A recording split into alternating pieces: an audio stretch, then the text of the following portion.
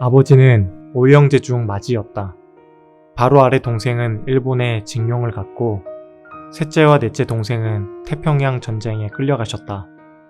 아버지는 동생들이 돌아오기를 애타게 기다리셨지만 결국 돌아오지 못하셨다. 아버지의 막내 동생마저 6.25 전쟁 때 전사했고 1951년 8월 우리 5남매를 남기시고 어머니마저 돌아가셨다. 혼자 남은 아버지의 마음은 감히 되짚어보기도 두렵다. 어릴 적 본 아버지의 얼굴은 항상 근심과 슬픔에 쌓여 있었다. 아버지 홀로 우리 5남매를 먹여 살리고 잘 키워내기 위해 늘 깊은 고민과 발버둥을 치고 계셨다. 야야, 용수야, 큰일 났다. 어제 우리가 서리했던 참외밭 주인 이씨 아저씨 있잖아. 아까 보니까 너희 집으로 들어가시던데? 화가 많이 난 것 같더라고. 뭐? 우리 집으로? 내 이름 부르면서 쫓아오길래 들킨 줄은 알았는데 진짜 우리 집까지 찾아왔단 말이야? 아버지한테 죽었다. 용수야, 그러니까 내가 욕심 좀 그만 부리라고 했잖아. 참외 덜 익은 거 몇 개만 들고 나와야지. 닥치는 대로 다 따먹으면 어떡하냐고.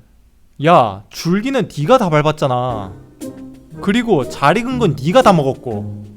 나 교회 다니는 건 몰라? 나는 신앙 양심이 있어서 줄기도 안 밟고 안 익은 것만 몇 개 따먹었다고. 줄기를 다 밟아놓으면 이씨 아저씨 마음이 얼마나 아프겠냐? 야, 도둑질이면 다 같은 도둑질이지. 교회 다니는 사람이 하는 도둑질은 뭐 착한 도둑질이냐? 야, 지금 이런 걸로 싸울 때가 아니잖아. 다 들켰는데 지금 이씨 아저씨가 용수 집에 용수 잡으러 와 있는데 이걸 해결을 해야 하잖아.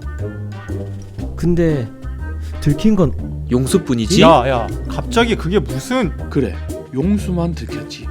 우리는 안 들키고. 용수야, 난 널 언제나 진정한 사나이라고 생각해 왔단다. 용수야, 굳이 우리가 다 뒤집어 쓸 필요가 있겠냐? 그렇지. 용수는 의리 빼면 시체인 건 내가 벌써 알고 있었지. 내가 18년 인생에서 가장 잘한 건 용수랑 친구 먹은 거야. 야, 치사하게 나만 죽으라고? 용수야, 참외 몇 개 따먹었다고 설마 죽이기 하겠어? 몸 조심해. 그래, 내 친구 용수야, 힘내. 니네 진짜 크게 될 놈이다. 우리 간다. 야, 너희들 진짜... 치사한 놈들. 이제 진짜 어떡하지? 이씨 아저씨보단 우리 아버지가 더 무서운데. 진짜 어떡하지?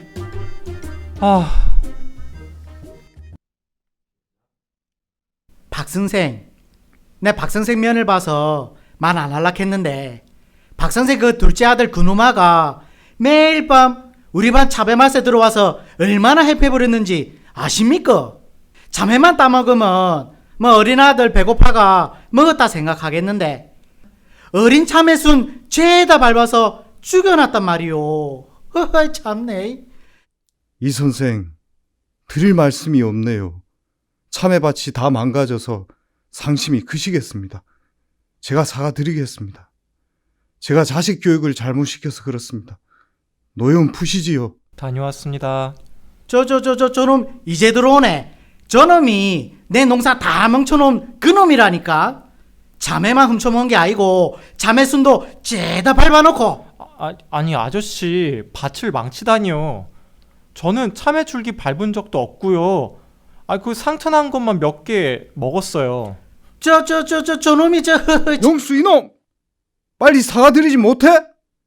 남의 밭에 들어가서 망쳐 놓았으면 죄송하다고 100배 사죄를 해도 부족할 망정 말대답을 해?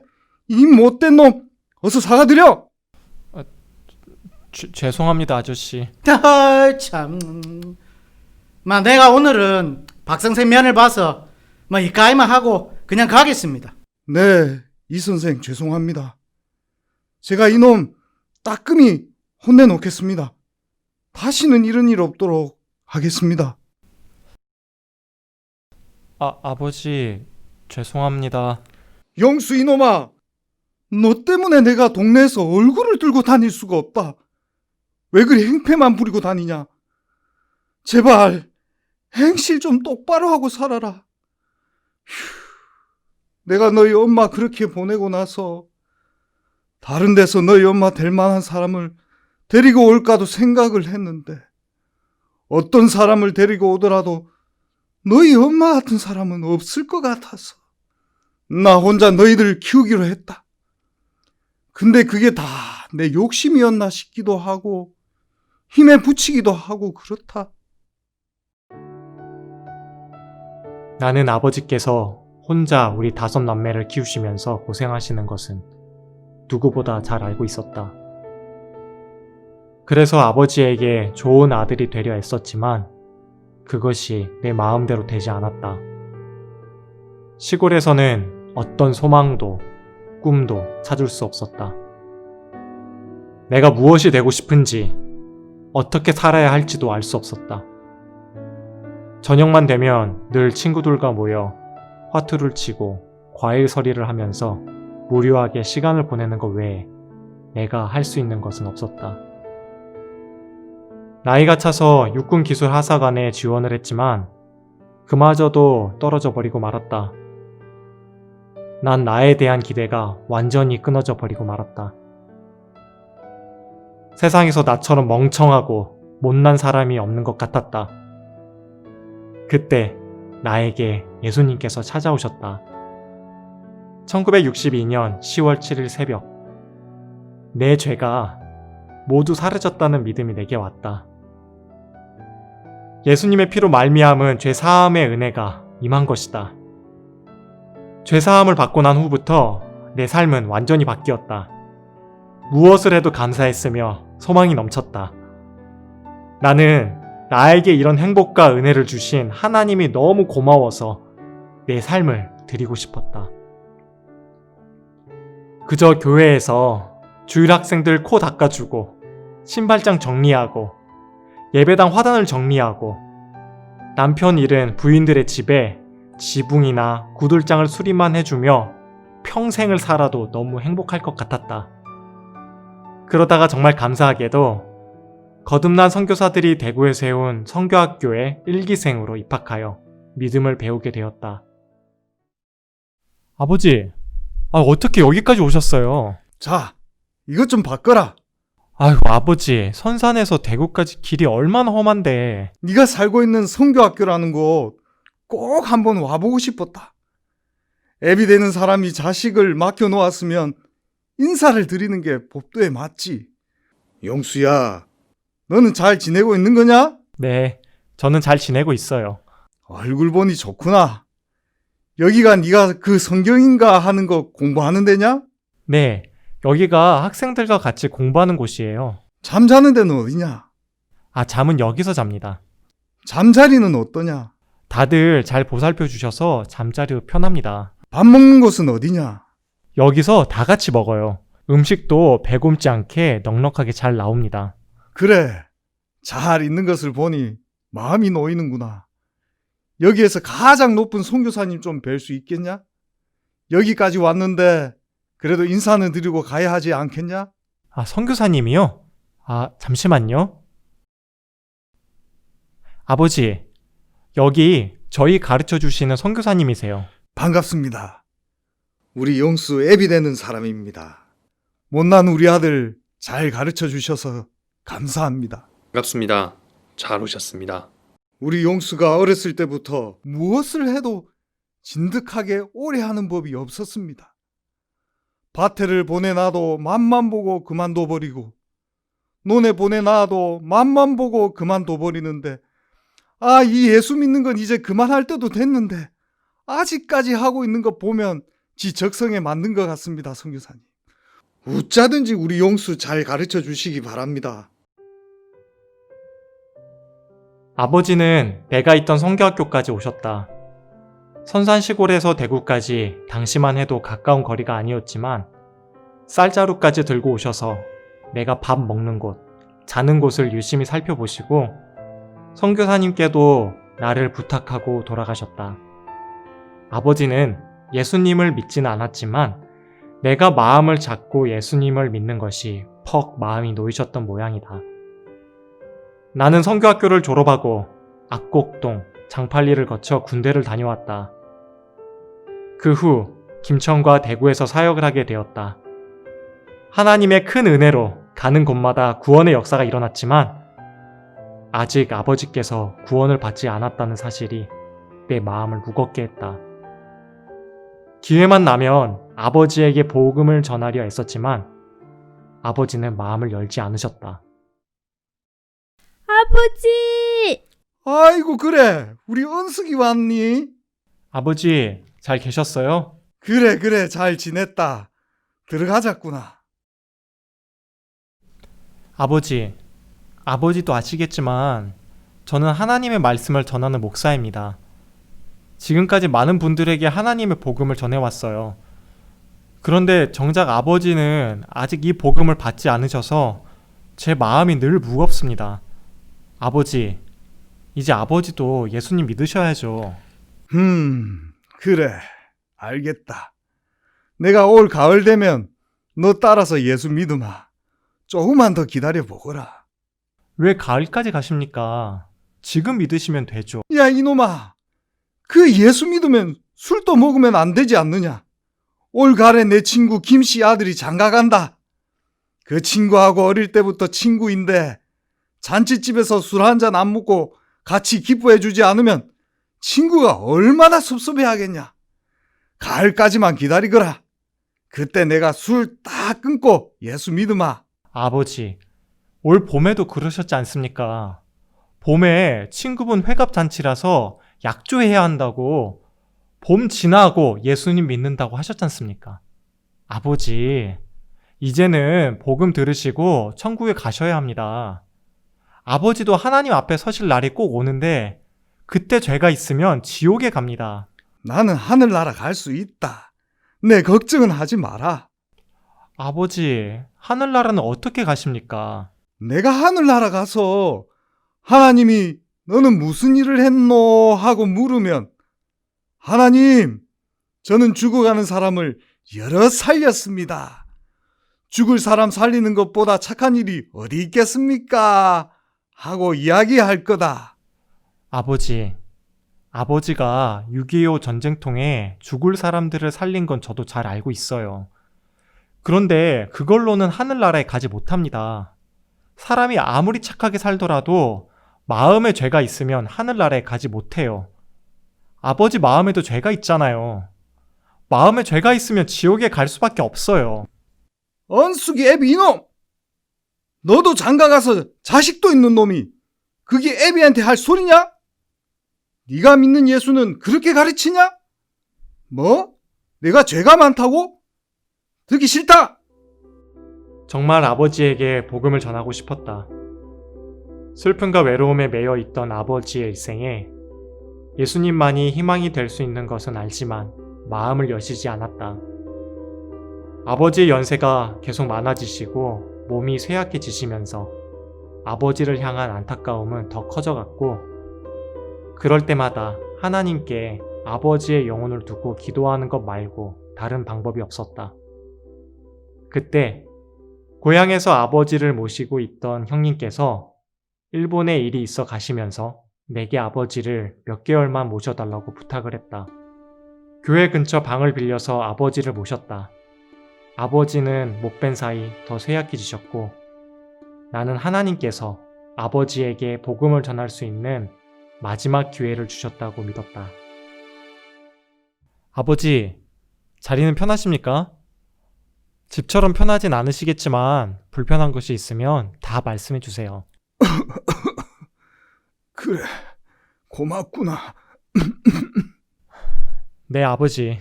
그럼 쉬셔요. 아버님 푹 쉬세요. 저 용수야. 아이고, 아버지! 아버님!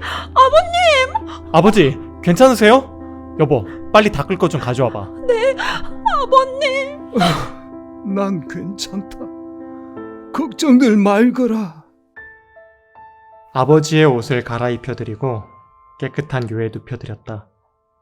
나도, 아내도, 아버지도 말은 안 하고 있었지만 마음속으로는 아버지의 삶이 끝나가고 있다고 알 수 있었다. 아버지가 돌아가시고 안 계시면 우리가 아버지가 기억날 때마다 아버지 음성을 듣고 싶습니다. 손자들한테도 할아버지가 이런 분이셨다고 알려주고 싶어서 녹음기를 준비했어요. 저희에게 하시고 싶은 말씀이 있으시면 해주세요. 녹음해서 형님께도 들려드리겠습니다. 잘했다. 안 그래도 내가 너희들에게 하고 싶은 말이 있다. 내가 죽으면 내 장지는 윗골 너희 어머니 산소 옆으로 해라. 거기가 땅이 좋다. 네, 아버지. 그리고 내 옷 갈아입힐 사람은 서당 마을의 김씨한테 부탁해라. 내가 어릴 때부터 보살펴줬기 때문에 더럽다 안 할 거다. 아버지는 당신이 하시고 싶은 이야기들을 1시간가량 담담히 말씀하셨다. 나는 아버지가 돌아가시기 전 아버지 마음 안에 있는 자식을 위하는 절절한 사랑을 느낄 수 있었다. 아버지가 세상을 떠나시는 순간에 아들인 내가 곁에 있어서 행복했고, 아버지의 마음을 분명히 볼 수 있어서 좋았다. 아버지가 말씀을 마치시고 내가 아버지께 여쭈었다. 아버지가 말씀하신 대로 어머니 곁으로 장지를 준비하겠습니다. 아버지 몸은 말씀하신 대로 모시는데 아버지의 영혼은 어디로 가시겠습니까? 내가 하늘나라에 가고 싶다. 그런데 너무 늦었다. 내가 무슨 공로가 있어야 하늘나라에 가지. 아버지, 하늘나라는 자기 공로로 가는 것이 아닙니다. 예수님의 공로로 가는 것이지요. 아무리 우리가 착한 일을 많이 하더라도 그것이 우리를 하늘나라에 가게 하지 못합니다. 여기 성경 로마서 6장 23절에 죄의 싹은 사망이요 라고 되어 있습니다. 죄를 지은 우리는 지옥에 가서 영원히 고통을 받아야 합니다. 이 죄를 씻으실 수 있는 분은 예수님밖에 없어요. 예수님은 죄가 하나도 없으시지만 우리 대신 십자가에서 못 박혀 피를 흘리고 죽으시면서 우리가 받아야 할 죄를 손끝만큼도 남기지 않고 다 사해 주셨습니다. 그래서 하나님은 그것을 보시고 히브리서 10장 17절에 저희 죄와 저희 불법을 내가 기억지 아니하리라고 말씀하셨습니다. 아버지는 아무것도 안 하셔도 돼요. 예수님께서 이미 아버지 대신 벌을 받으셔서 죄를 다 사해 놓으신 겁니다. 난 아버지에게 복음을 전해줄 수 있는 목사란 것이 너무 감사했다. 성경을 펴서 죄 사함의 복음에 대해 2시간가량 자세히 말씀을 드렸고, 아버지는 곧 다가온 죽음 앞에서 하나님 앞에 마음을 내려놓으시고 말씀을 들으시고 이내 받아들이셨다. 그동안 내가 복음을 전했던 것이 우리 아버지에게 복음을 전하기 위한 연습같이도 느껴졌다. 하나님, 감사합니다. 예수님, 고맙습니다. 제 대신 죽어주셔서 죄를 다 없애주셨네요. 덕분에 나는 아무 공로가 없지만 하늘나라에 갈 수 있습니다. 아버지는 구원을 받으시고 나서 완전히 달라지셨다. 내가 알고 있던 아버지는 진짜 아버지가 아니었다. 구원을 받고 난 뒤에 항상 행복해야 하고 감사해야 하는 진짜 아버지를 만날 수 있었다. 아버지의 임종이 가까워졌기에 앰뷸런스를 불러서 선산 시골까지 아버지를 모셨다. 얘들아, 항상 차 타는 것은 너무 힘들었는데 그 앰뷸런스 타고 와서 너무 편하게 자랐다. 고맙다. 예, 아버지. 그리고 너희들 찬송 한 곡 해봐라. 내가 꼭 듣고 싶구나. 네, 아버지. 아버지는 눈을 감으시고 우리 찬송을 들으시면서 기뻐하셨다. 그동안 한 번도 보지 못했던 아버지의 행복해 하시는 모습이었다. 고맙다, 은숙이 애비야. 내 친구들 좀 불러다오. 내가 마지막으로 친구들 얼굴도 보고 꼭 하고 싶은 이야기도 있다. 그리고 술상을 좀 받아오.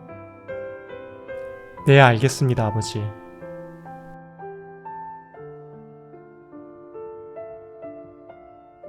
자네 몸은 좀 괜찮은가? 자네가 집에 왔다는 이야기를 듣고 와보고 싶었는데 마침 자네 둘째가 연락을 주는 게 아닌가. 자네 안색이 안 좋은데 몸이 좀 어떤가? 이렇게 자네들을 보게 되어 반갑네. 자네들도 알겠지만 내가 살 날이 얼마 남지 않은 것 같다네. 그래서 자네들에게 마지막으로 꼭 하고 싶은 이야기가 있어. 자네들하고 난 어렸을 때부터 이 동네에서 같이 자라왔네. 참 좋았고 즐거웠다네. 나는 우리 둘째 은숙이 애비가 믿는 예수 믿고 하늘나라로 가네. 자네들도 꼭 예수 믿게나 하늘나라에서도 다시 만나서 재미있게 노세. 아버지는 구원받으시고 3일 후에 소천하셨다. 세상을 떠나시기 전까지 아버지는 너무 평안해 하셨다. 평생 아버지를 감싸고 있었던 삶의 무게나 어두움들은 전혀 찾아볼 수 없었다. 몸은 쓰러져 가지만 아버지의 영혼은 이미 소망이 넘치는 하늘나라의 예수님 곁에 가 계셨다. 저 행복해 하시는 모습이 진짜 아버지의 모습이셨다. 아버지는 세상을 떠나기 전 아버지로부터 아들이 얻을 수 있는 평안과 기쁨을 내 마음에 가득 남겨주고 가셨다. 하나님은 아버지를 구원하시기 위해서 형님을 때마침 일본으로 보내셨고 아버지를 내가 모시도록 하셨다. 그리고 내게 이 예수님의 피로 말미암는 귀한 예수님의 복음을 주셔서 아버지께서 구원받을 수 있도록 이끄심이 너무 감사했다. 나는 평생 아버지 앞에 잘난 것이 없는 아들이었지만 예수님 때문에 가장 큰 효자가 되었다. 나를 정말 크게 사랑하시던 아버지, 내 아들과 딸을 귀여워하시고 아껴주시던 아버지. 그 아버지는 지금 내 곁에는 없지만 천국에 계시다는 사실이 너무 눈물이 날 정도로 감사하다. 나중에 천국에 가면 아버지를 뵙고 웃으며 간증을 나눌 일이 너무 소망이 되고 아버지를 구원하신 하나님 앞에 큰 감사를 드린다. 감사합니다.